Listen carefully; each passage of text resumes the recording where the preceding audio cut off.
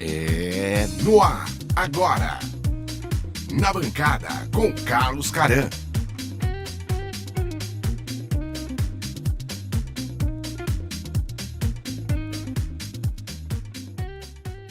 Olá, meus queridos amigos, sejam sempre muito bem-vindos. É um prazer estar aqui com vocês de novo, neste programa que é de um brilho tão gostoso que está voltando agora em novíssima temporada. Estou falando do programa Na Bancada com Carlos Caran. Yes! E esse programa está sendo muito mais aguardado, esperado, sabe por quê?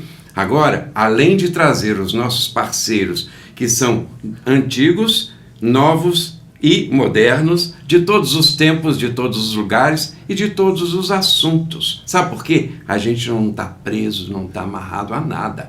A gente veio aqui para trazer um programa de entrevista muito legal, muito gostoso, com um certo deboche, que vocês vão ver que pela nossa cenografia, vocês vão falar que eu estou imitando aquele cara da... Ah, eu estou imitando? Sim, porque ele também está imitando o outro lá de... Então, já que é assim, gente, vamos relaxar e...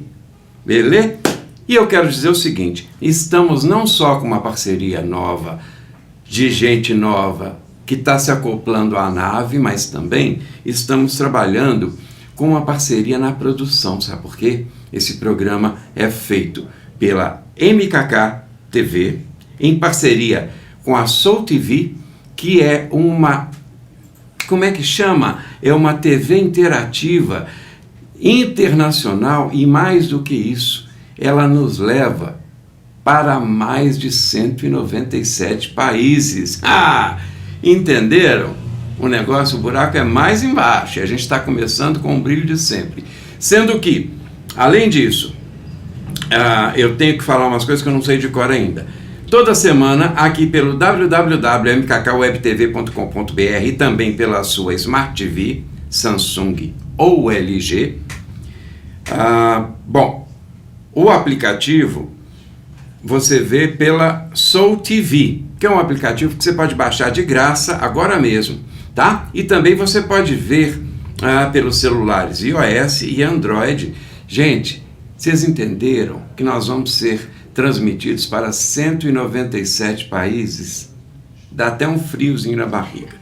E eu quero dizer o seguinte, nós estamos preparando esse programa. Sempre que acaba, ele é gravado e já vai ser transmitido pelo YouTube, vai para o canal do YouTube, vai ficar diretamente na MKK TV do YouTube, que é a exclusividade, sem falar que, cara, nós temos todos os programas gravados e armazenados de todos os tempos, de todos os canais dentro da MKK, e isso vai sendo salvo de forma que você, caso queira nos ver, rever o programa, anotar endereços, copiar telefones, é só ir lá e ver porque está gravado, entendeu?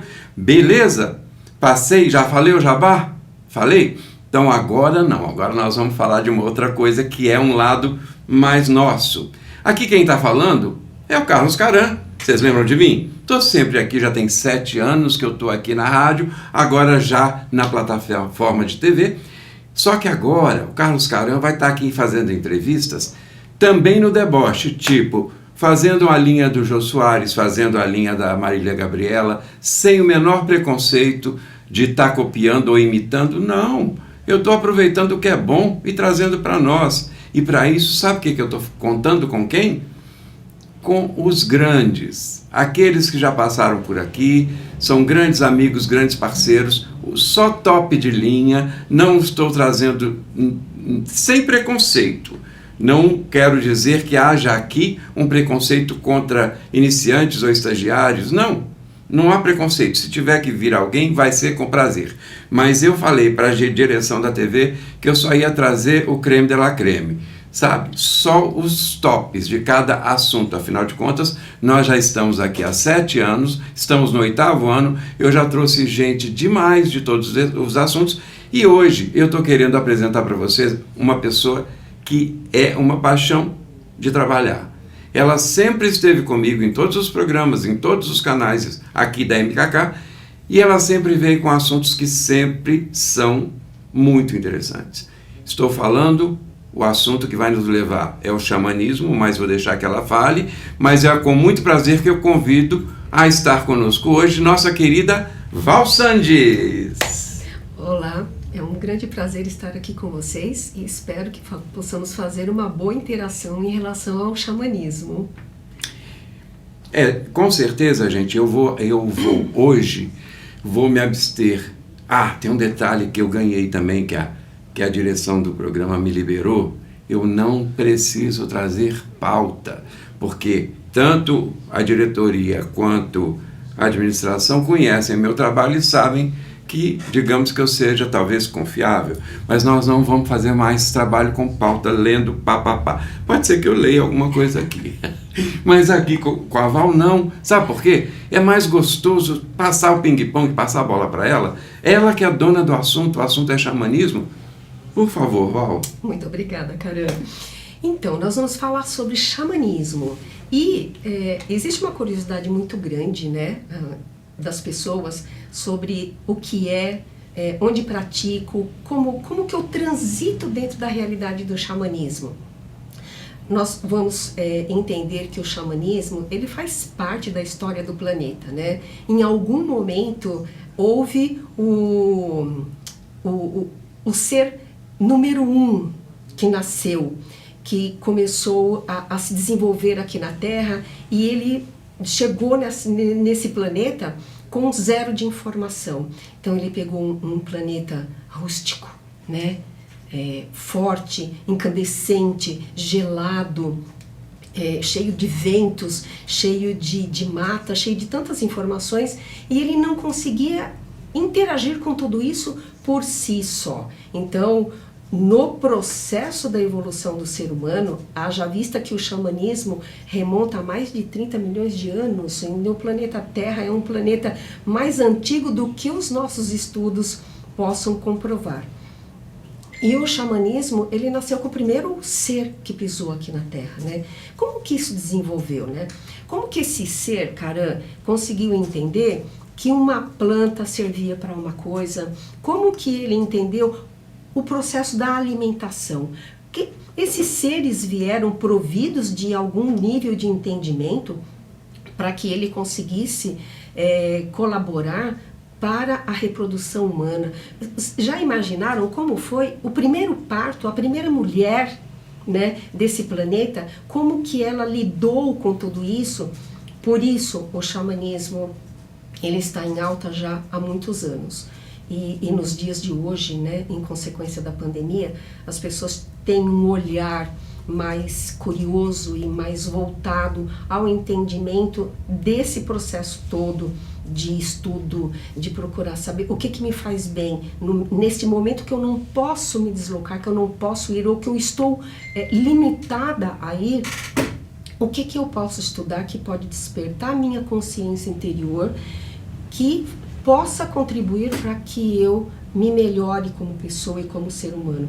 E o xamanismo, ele vem transitando em vários aspectos de formação de culto, de núcleos, né, de pessoas que desenvolvem o xamanismo de determinada forma, de acordo com a realidade daquele grupo, daquele país e daquelas pessoas. E é interessante, Val, que a gente tenha maior profundidade sobre o xamanismo, que ele abrange muito mais do que os animais tão somente. Que as pessoas, existem algumas pessoas que não conhecem, nem sequer conhecem a expressão xamanismo, sim, não é? Sim. Mas tem outras pessoas que imaginam que o xamanismo se restringe ao mundo animal, sendo que o xamanismo, ele, me corrija se eu estiver errado, ele envolve a parte das plantas, ele envolve a parte da natureza num âmbito geral, sim, somando isso a tudo isso, e principalmente os animais. Sim. Voltando só um pouquinho com relação à natureza, você imagina que o ser, nesse momento, né, da evolução do xamanismo, ele tinha uma ligação maior com a natureza. Por quê? O tempo dele era regado ao cultivo, era regado às necessidades das tribos e dos clãs que foram se formando. Então, para ele aprender sobre o planeta em que ele estava habitando, ele teve um olhar e teve tempo para se conectar melhor com o quê? Com o ar. Quais eram as informações que o vento trazia, que o ar trazia? Como que o ar era importante? Ele começou a selecionar por entendimento autodidata, né, por intuição, o que o ar trazia, o que o ar fornecia. Depois ele foi aprender sobre o ciclo da água, quando que a água era cheia, quando que a água... quando os mares estavam recuados, a salinidade das águas, o tempero das águas. Esses seres, eles tiveram tempo para conversar com os elementos: água, terra, fogo, ar, noite e dia. Eles tinham uma sensibilidade e uma percepção tão aguçadas que eles eram capazes de ouvir a voz de todos esses elementos através do silêncio que habitava dentro deles, porque eles precisavam sobreviver nesse planeta. E aí ele passou a entender que o silêncio era a alma da comunicação entre os seres silvestres, as ervas, as frutas, ao tempo contado ao que para eles seriam noite e dia, sol e lua. E o interessante que eu acho, isso eu estou falando, imaginando pessoas da atualidade que por acaso estejam naufragadas e que se vejam perdidas numa ilha e que tenham que comer e vão comer as frutas disponíveis. Imagina isso. Hoje nós já sabemos que as frutas são boas para comer, mas naquela época não. E eles tinham que descobrir tudo que era comestível, tudo que não era. Exatamente. Para isso, eles começaram a observar os animais silvestres. Então, tudo que os animais silvestres comiam era por eles analisado sobre uma perspectiva muito refinada. Olha. Porque tinha o aspecto do animal que comia determinada fruta e enlouquecia, entrava num surto, e eles queriam entender que depois daquele processo o animal não morria, mas aquela fruta ela causava um certo delírio naquele animal. Então eles começaram a selecionar intuitivamente. Assim como também percebiam que aquela fruta podia acabar com a vida do animal. Além de poder acabar com a vida do animal, ela poderia ser, dentro do entendimento deles, caramba, uma fruta que era sedativa, somente sedativa. Tá vendo?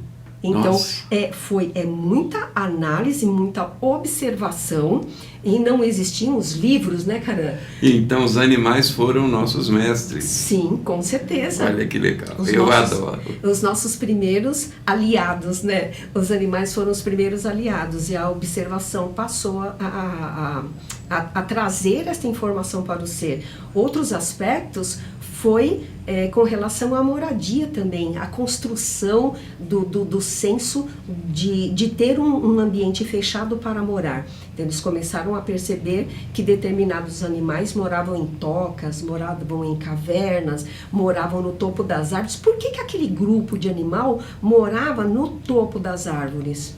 Então, eles perceberam sobre as enchentes, começaram a ter a percepção das enchentes. E por que aos sopés dos vulcões, porque já existiam, aliás, era o que existia muito, né? Os vulcões, porque aquele grupo de animais não circundavam as montanhas, porque os vulcões entravam em erupção.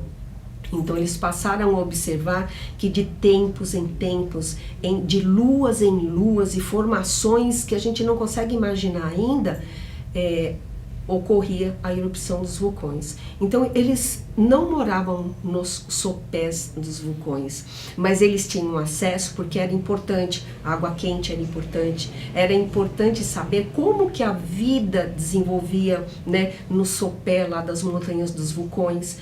E, por incrível que pareça, começaram a cultivar também ao longo daquelas extensões, porque a terra ali, ela era muito rica de minerais, de proteínas, de cálcio, de tudo que vocês possam imaginar, e as florestas naquele entorno, elas eram verdejantes, né?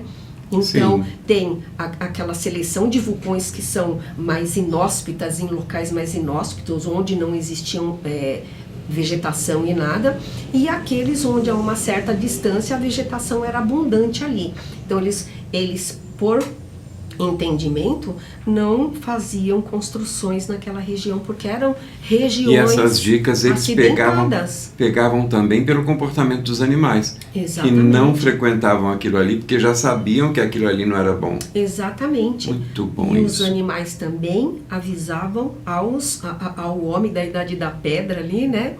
Quando alguma coisa no espaço aéreo ou no movimento da terra, sobre os tremores de terra. Então, quando aconteciam os tremores de terra, os animais já se agitavam e eles automaticamente já aguçavam o sentido para saber o que a terra está falando, a terra está falando comigo. Então era muito normal eles terem esse contato de pôr a mão na terra, de pôr o ouvido na terra para saber. Eles não tinham sismógrafo, eles não tinham nenhum tipo de informação desse nível. Então eles precisavam desenvolver esses talentos interiores, essas percepções extrasensoriais para que reconhecesse o perigo que estava a caminho. E quando começavam as primeiras explosões, os primeiros abalos mais fortes, os animais de voar já voavam dando seus sinais e os terrenos já se afastavam daquelas regiões, antevendo um acidente natural, né? Até porque a Terra é um corpo vivo e ela responde o tempo inteiro para você. E assim, esses seres foram estabelecendo suas moradias, foram estabelecendo a distância entre aquilo que era, que podiam trazer a riqueza da existência para eles e daquilo que podia trazer o fim da vida para eles. Eles passam para o próximo passo, que é o passo da alimentação. Quem alimentava o que dentro do processo evolutivo? Então, qual o animal que estava dentro da cadeia alimentar do outro e um ia se alimentando do outro? E o ser humano foi desenvolvendo, então, o entendimento de quais animais criar e de que forma sacrificar esses animais para o estritamente necessário, que era a alimentação. Eles simplesmente não sacrificavam animais para estocar, porque eles não podiam estocar, depende da área em que eles estavam vivendo, não existia a possibilidade de estocagem. Então, os animais que iam para o sacrifício, para a alimentação daquele clã, daquele grupo, daquela comunidade, era para alimentar o essencial ali. E é claro que tinha os homens, o grupo dos homens, o grupo das mulheres. Começou aquela divisão, os homens traziam, né, o alimento para dentro dos seus lares e as mulheres então passaram a lidar com a questão da educação dos primeiros seres humanos, né, e passaram a observar então as ervas que eram necessárias para dentro daquela comunidade. Nós aprendemos muito com os nossos antepassados, com os nossos ancestrais. Nós temos na nossa ancestralidade, né, muitos xamãs, muitos dos primeiros seres que vieram aqui para a Terra. Com certeza. Por isso essa nossa necessidade de voltar hoje, né, o nosso olhar para a natureza, e nós vamos dizer que então nós escolhemos o xamanismo ou uma cultura mais voltada para a aplicação da natureza, para o reconhecimento da natureza, para a gente buscar então a nossa cura. E o engraçado que você está falando aí, eu estou viajando aqui, entendendo uma coisa que eu acho muito curiosa. Veja, pelas falas da Val, a gente pode perceber que naquele tempo foi se descobrindo a função social do homem e da mulher por distinções claras. O homem mais forte, ele mata e traz o animal. A mulher mais frágil não se ocupa com aquilo ali, mas ela mais sensível, mais perceptiva, ela conhece o valor das ervas, os temperos, não é? Isso é uma percepção que a gente está vendo através das palavras da Val, como foi definido isso socialmente milhões de anos. Sim. Quer dizer, ninguém falou que o homem é mais forte do que a mulher. O homem fisicamente é mais strong. Isso é uma questão da natureza. E a mulher não quer dizer que, sendo mais frágil, é menos importante, que, por outro lado, a percepção e a intuição dela é mais aguçada. Com certeza, mas ao mesmo tempo as mulheres também elas eram guerreiras, elas eram treinadas, sim, porque quando os homens saíam para caçar e eles passavam uma temporada fora, porque eles não caçavam um bichinho pequenininho, tinha que ser bicho grande, e então aqueles homens saíam para caça e as mulheres tinham que defender aquele território em que elas habitavam, né? Defender as crianças, defender as criações que já eram trabalhadas ali naquele momento. O que não existia era uma competição mesmo, sabe? Do homem ser mais forte e a mulher ser mais frágil. Não, o que existia era igualdade, mas entendia-se que em algum momento da vida e da evolução, algumas pessoas dos núcleos e dos clãs acabavam por agregar para si, ou por um consenso, né, daquela comunidade, um status que pertencia a ele, por experiência de vida, por sabedoria, porque os jovens morriam, tanto os jovens como os mais velhos, entendendo que a vida ali, ela devia durar por volta de 25 anos, se é que chegavam aos 25 anos, eu não tenho muito bem essa história definida, mas o tempo de vida era curto. Então, eles dividiam as necessidades, né, de forma igual, para que nos momentos necessários ambos pudessem socorrer um ao outro. E as mulheres então passaram a ter esse olhar mais voltado para a fitoterapia, que hoje nós denominamos de fitoterapia. E a fitoterapia hoje ela é muito rica em conhecimento de quem? Dos nossos ancestrais, sim, né? E sem dizer que este ou aquele é mais importante, mas em cada comunidade, em cada local, em cada país que hoje nós reconhecemos como país, né? E por incrível que pareça também, dentro dos estudos, o xamã, ele não era necessariamente um índio. Uhum. E algumas pessoas associam muito o xamanismo aos índios, mas não é assim. A história ela é mais profunda. É claro que o homem evoluiu e as suas necessidades e os seus interesses foram se ramificando por outros nortes, outros orientes, né? Mas é para a gente só compreender que não é só índio que descende a nossa ancestralidade xamã. E aí nós passamos então também a cultivar os animais. Vou dar um pulinho, eu vou voltar mais vezes para falar sobre xamanismo. E nós temos os nossos animais que nos ensinaram no meio desse trajeto todo o amor, a pureza, a confiança. Com os animais nós aprendemos de uma forma muito rica o amor, a doação.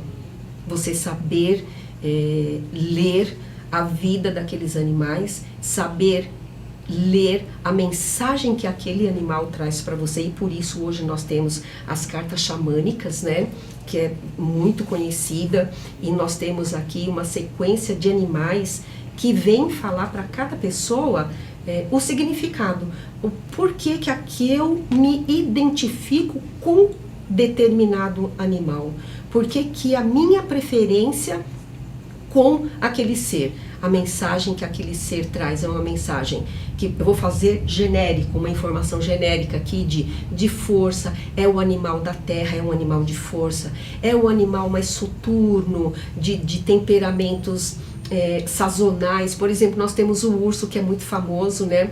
Quando que nós estamos na nossa hibernação humana, no mesmo processo do urso que está hibernando lá dentro da caverna.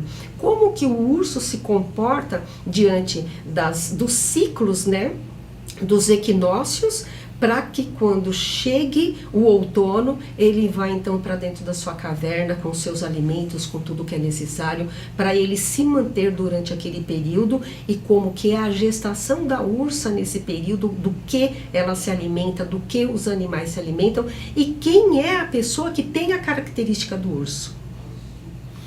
Interessante, gente. E não dá, com a Val não dá para a gente conversar num programa só, porque vocês viram a quantidade de cartas. Imagine você sentado numa mesa, fazendo uma leitura, uma consulta com a Val, e ela pede para você tirar uma carta. Você vai lá, tira uma carta, aparece um rato.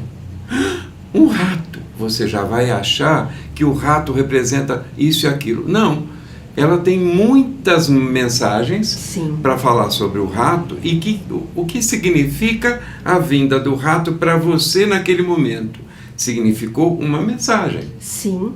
A mensagem nem sempre é de perda, é de coisas ruins, de acontecimentos ruins, mas são mensagens que vêm falar sobre também abundância, até porque o rato também é cultuado em outros segmentos e ele fala sobre abundância.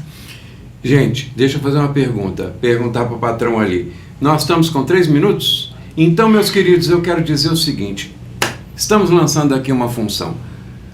Vem Aí é um quadro dentro do nosso programa. O que a Val tem para trazer? O que vem aí para você?